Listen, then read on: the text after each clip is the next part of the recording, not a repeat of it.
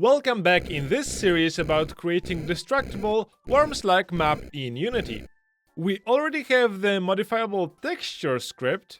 To verify your scripts, there will be a link to a GitHub repository where you can find all of my scripts and also Unity packages for each video. To create the modifiable texture from our sprite, we need a new script. So let's right-click, create, and let's create a new model behavior script. Let's call it Destructible Terrain. Let's open it up. We need to add a few fields at the top. So let's create a private sprite render. And let's call it m_sprite render. And we are going to make it into a serialized field. So let's add this attribute. So we are going to assign it in the inspector. Next, we need to have a reference to our modifiable texture. So let's add private modifiable texture. And let's call it m_modifiable texture.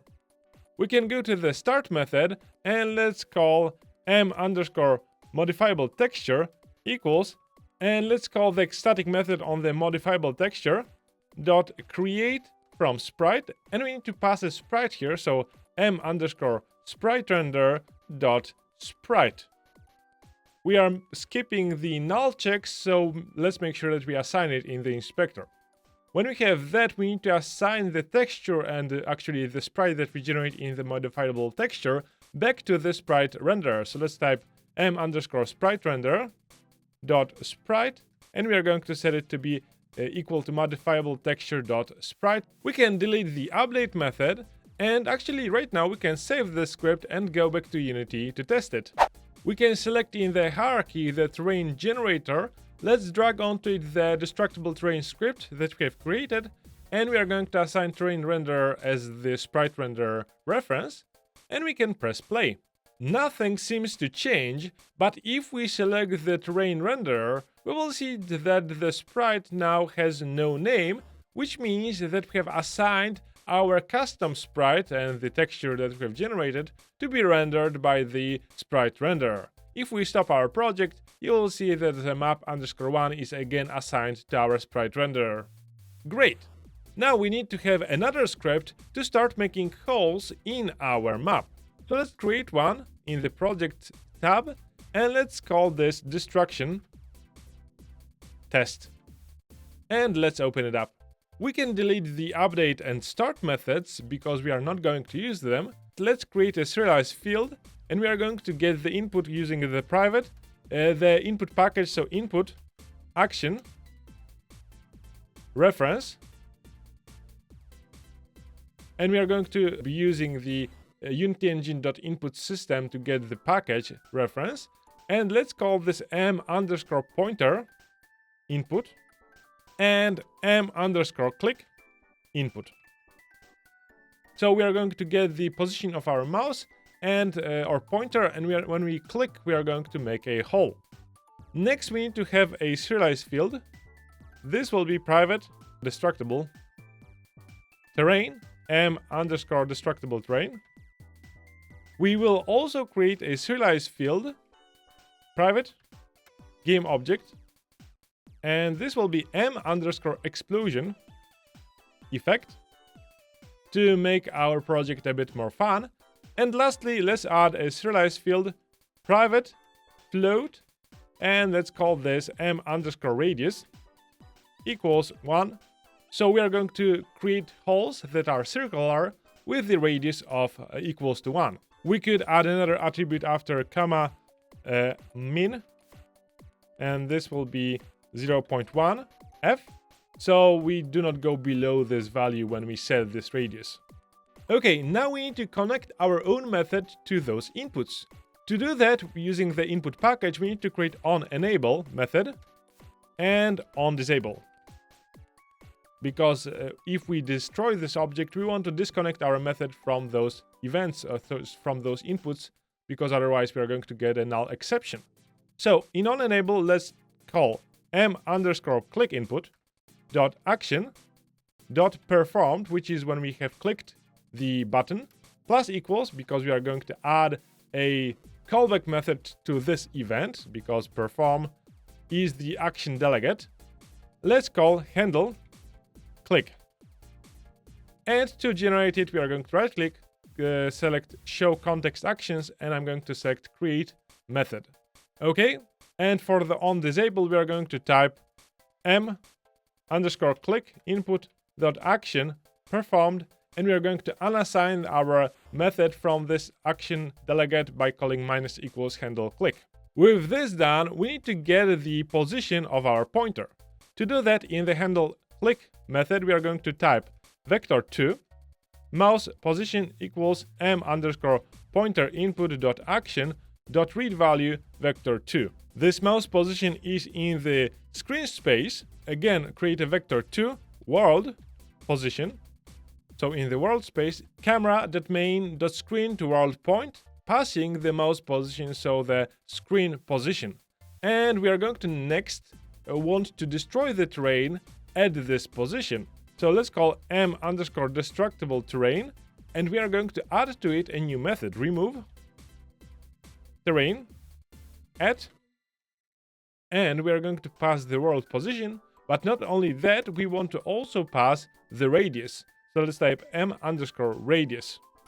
And again, I'm going to use this quick action to create show context actions and to generate this method inside my destructible terrain class. Let's go back to our destruction terrain test. And we need to also instantiate our explosion effect. So let's call instantiate. And I'm going to pass m_explosion effect with the world position as the spawn position and quaternion identity because we do not want to rotate it. Okay, let's save this script, and we need to go back to our remove terrain at. I'm going to right click here and go to declaration or usage. Let me rename this mRadius to be just radius, and we can start working on this method. We are getting the position and the radius in the world space, but our texture is defining its pixel per unit value, which is 32 in my case. To convert those two into a pixel space, we need to first calculate what is the size of a single pixel. So float pixel size equals 1 divided, and this will be m_modifiable texture dot sprite, and this will be pixels per unit value. And this will allow us to calculate the radius in pixels, so how many pixels should be affected around this world position, or later pixel space position. So let's create int radius in pixels, and this will be equal to math_f.round to int, and we need to divide the radius divided by the pixel size. So how many pixels are inside this radius in world space? Great. Now we need to get the offsets, so the pixel positions as offsets around this world position. So let's create a list of vector to int. Let's right click on the list, show actions, and I'm going to import missing references. So this will be system.collections.generics so that we can use a list collection.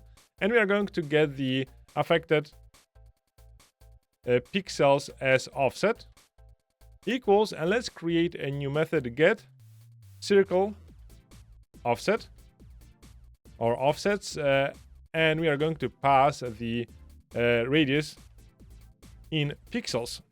Okay, let's right click on this and generate this method. Here, let's create a list of vector to int affected pixels as offset equals new list. And we need to have two for loops for x, and the upper bound will be the radius in pixels, and this will be less or equal, and we are going to get the same value but with minus to start from. So we are going to get a square this way if we create another for loop with y values in the same way. But now to get the circular area, we're going to type if x multiplied by x plus y multiplied by y is less or equal to our radius multiplied by the radius.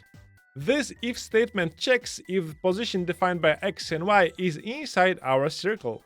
If so, we are going to add to our affected pixels as offset, add a new point defined by x and y coordinates, and this will be our pixel offset. Lastly, let's return our affected pixels as offset list, And this way we have our circular offsets so that we can create our holes. Next, we need to get the position in our texture, so convert this world position to the texture space or the pixel space. To do that, we are going to create a vector to int circle center. We could call this in pixel space equals m_modifiable_texture. Since we want to place this method there, this calculation, let's call this world to texture position. And we are going to pass the world position. Because our sprite is displayed by the sprite renderer, we also need to get the m_sprite_render.transform, since we need to get the position from the world space to the position relative to the sprite renderer. Let's right click on this method, name, show context, and generate this method. And we are in the modifiable texture script, and here we have our method. Let's first convert the world position to the local space of the sprite renderer using vector2 local equals transform.inverse transform point, and we are going to basically convert the world space to local space. Next, we need to calculate the position relative to the texture. So int x equals mathf.floor to int, since this needs to be an integer, local position.y. We need to multiply this by the m_pixels per unit, and we need to add to it m_sprite.pivot.x, because this is in the pixel space, so that we can add two together.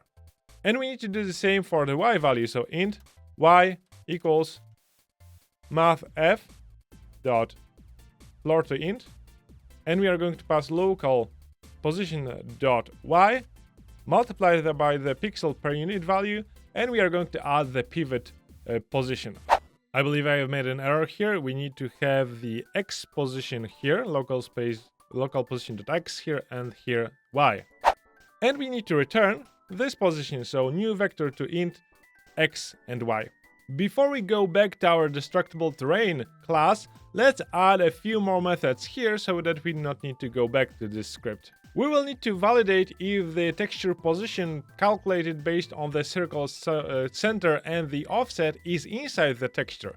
So let's create public bool is valid texture position, and we are going to get the vector to int, and this will be texture position, so the pixel position that we want to modify. And we will return if the texture position.x is greater or equal 0, and the y needs to be greater or equal to 0, and the x needs to be less than the texture.width, and the same check for the height, so y needs to be less than the height of the texture. Now we have this method. We can add another method called public bool set pixel, and we are going to pass here the vector to, for example, texture position, and the color as a color. Let's call it color. So we are going to check if the value here is returned false. So if exclamation mark is valid position, we are going to return false, because we can set this pixel value. Else we are going to call m_texture, so the texture that we have copied, dot set pixel, and we can pass the texture coordinates, so x and y, and we can pass the color. Now, since this is a vector to int, we can just pass them without converting them to integer values. And this way we can set the color, and we are going to return true, since we have successfully modified the pixel value. Last method that we need is a public void apply changes. And here we are going to simply call m_texture.apply. I have already mentioned that applying this means sending data from CPU to GPU, which is expensive.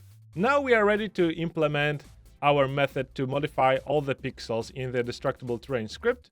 So let's go here. and let's go to the remove terrain at method.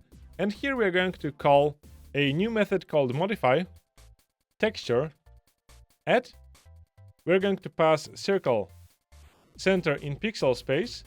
The color, so color.clear, will be transparent color, and the affected pixels, so affected pixels as offset. Just right click and generate this method so that we do not have to type it.